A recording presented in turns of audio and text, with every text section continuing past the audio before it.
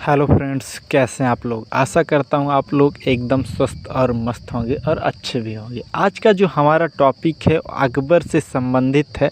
अकबर को लोग क्यों महान कहते हैं, इसके पीछे का क्या लॉजिक है कि अकबर को महान कहा जाता है। कुछ लोग अगर अकबर को महान नहीं समझते हैं तो इसके पीछे का क्या कारण रहा है कि अकबर को महान नहीं समझते हैं, तो इसको भी हम पूरा फुल चर्चा करेंगे कि अकबर को महान क्यों समझा जाता है। इसको समझने के लिए हमें सबसे पहले अकबर के बारे में जानना होगा कि अकबर कौन था। ठीक है ना, तो चलिए हम वीडियो को स्टार्ट करते हैं कि अकबर के कौन था, या किस फैमिली से बिलोंग करता था, यह इतना पॉपुलर कैसे होता है और यह महान क्यों इसे बताया जाता है। तो पूरा फुल हम आज अकबर के बारे में चर्चा करेंगे। अकबर का जन्म 1542 ईस्वी में अमरकोट में होता है। अकबर के पिता का नाम हुमायूं था और इनकी माता का नाम हमीदा बानो बेगम था।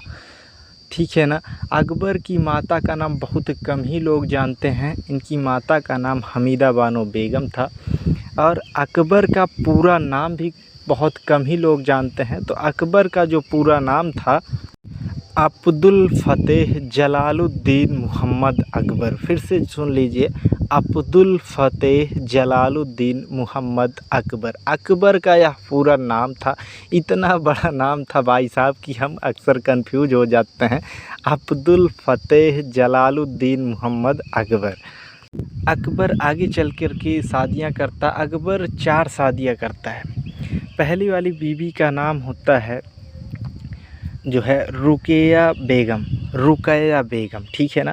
या फिर दूसरी शादी करता है सलीमा सुल्तान से और तीसरी शादी अपनी करता मारिया उल जवानी से। तीसरी शादी अपनी किससे करता है? मारिया उल जवानी से। और चौथी उस अकबर की जो सबसे प्रिय जो है बीवी बनती हैं वो एक हिंदू राजकुमारी होती हैं, जोधा बाई, जो कि आगे चल कर के आप लोग अभी अक्सर में मूवी भी देखे होंगे इनकी, जोधा बाई अकबर, जो कि काफ़ी अच्छी मूवी भी बनी थी। तो इनकी ये चौथी बेगम होती हैं जोधा बाई।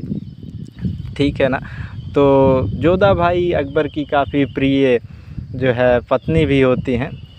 तो आज तक तो हम अकबर के फैमिली बैकग्राउंड के बारे में बात कर रहे थे कि इनके माता पिता, इनका जन्म और इनकी पत्नियों के बारे में कि इनकी कौन पत्नी थी, कितनी ये शादियाँ किए थे और ये किस फैमिली से बिलोंग करते थे। तो अब हम इनके राज्य विस्तार और इनके बारे में चर्चा करते हैं कि इनको अब महान क्यों कहा जाता है। अब बात आती है कि अकबर को महान क्यों बताया जाता है, तो अब हम इस पर चर्चा करते हैं।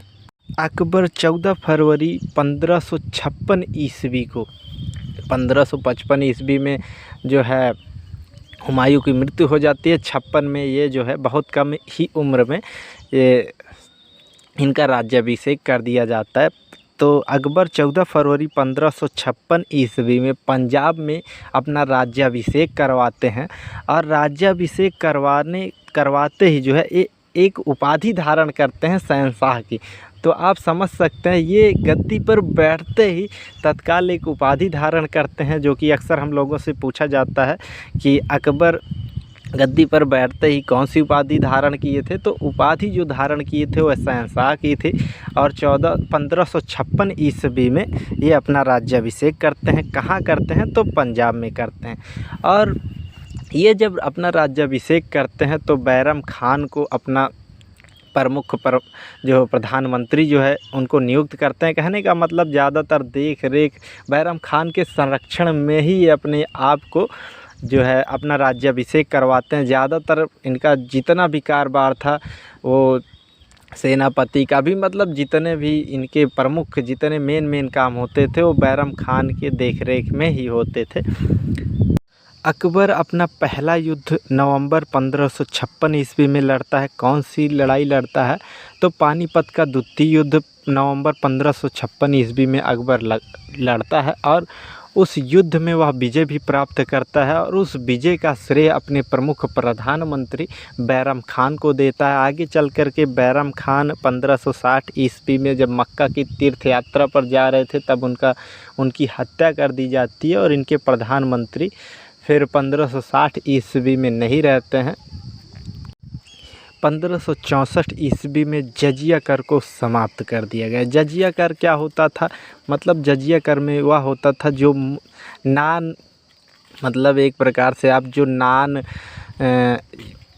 मुस्लिम धर्म वाले थे, जिसे इस्लाम, जो इस्लाम धर्म के नहीं थे, उन्हें जजिया कर देना पड़ता था। जैसे कोई हिंदू है या फिर सिख है, ईसाई है, इस धर्म से जो भी संबंधित थे, तो उन लोगों को एक प्रकार से टैक्स देना पड़ता था कि आप हिंदू हो तो हमको टैक्स दीजिए। तो 1564 ईस्वी में अकबर जो है यह जजिया कर समाप्त कर देता है। लेकिन हम लोग यही जानते हैं कि अकबर 1564 ईस्वी में जजिया कर को समाप्त कर देता है, लेकिन ऐसा नहीं है। आगे चल कर के अकबर कुछ ही दिन के लिए जजिया कर को समाप्त करता है, फिर आगे चल कर के जजिया कर को वह पुनः लागू कर देता है। क्यों लागू करता है? आगे चल कर के क्या होता है कि अकबर का राजपूतों से जो है युद्ध होता है, और अकबर जो है गुस्से में आकर के जजिया कर को फिर से लागू कर देता है, और टैक्स वगैरह हिंदू, सिख, ईसाइयों, मतलब जितने भी अदर इस्लामिक धर्म से जो भी रिलेटेड नहीं थे, उनसे जो है जजिया कर वसूलना चालू कर देता है। तो कुछ लोग इसीलिए अकबर को महान नहीं मानते। अगर सच में अकबर महान होता तो वह जजिया कर समाप्त कर दिया था, वह पुनः इसे लागू नहीं करता। तो अकबर को महान ना मानने की धारणा यही है कि अकबर जजिया कर समाप्त तो करता है, लेकिन कुछ ही समय के लिए समाप्त करता है, फिर आगे चल कर के वह जजिया कर को लागू कर देता है। जो कि हमें बहुत कम ही लोगों को यह पता है कि जजिया कर को अकबर दोबारा से लागू करता है। तो फिर आप लोग को आज पता चल ही गया होगा कि अकबर 64 में जजिया कर को बंद तो करता है, लेकिन आगे चल कर के कुछ राजपूतों से युद्ध होने के दौरान वह जजिया कर को पुनः लागू कर देता है। तो आई होप आप लोगों को वीडियो पसंद आई होगी। अगर आप लोगों को वीडियो पसंद आई हो तो लाइक, शेयर और सब्सक्राइब ज़रूर कर लें। अगर आप लोग सब्सक्राइब हमारे चैनल को कर लेंगे तो जितने भी आप लोगों की ऐतिहासिक वीडियो होगी उसका नोटिफिकेशन आप लोगों को तत्काल मिलता रहेगा, और आप लोग अपने इतिहास के बारे में जानते रहेंगे। आगे चल कर के अकबर 1562 ईस्वी में दास प्रथा का अंत करता है। दास प्रथा क्या था? जैसे कोई भी व्यक्ति किसी भी व्यक्ति के यहाँ से अगर किसी को कुछ मूल्य पर ख़रीद लेता था, फिर उस व्यक्ति को उसके यहाँ बिना किसी पैसे पर, केवल समझ लीजिए अपनी पेट भर रोटी मिलती थी उसे, और दिन भर उसे काम लिया जाता था। तो यही था दास प्रथा। इसका अकबर 1562 ईस्वी में अंत कर देता है। अकबर यह सबसे महान काम करता है। तो यही सब कारण होता है अकबर को महान कहने के लिए। आगे चल कर के या हिंदुओं के तीर्थ यात्रा पर जो टैक्स लगते थे ये सब भी बंद करवा देता है।